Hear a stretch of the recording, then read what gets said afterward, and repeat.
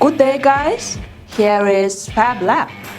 When you want to cut the graphics, the most commonly used way is to make the graphics on the nesting software on the computer.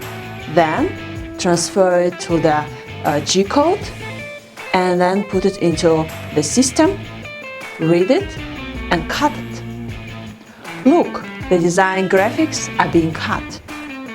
On the other hand, the system of the machine usually has a built-in graphics library. Let's take an example, the personal CNC plasma cutting table from Arcbro to choose the graphics that you want to cut. If you want to cut the triangle, I can find it here and enter its settings. I can continue to change its properties, such as the angle, the side length, and so on. Then set them up and do the cut. I'm Anna. See you next time.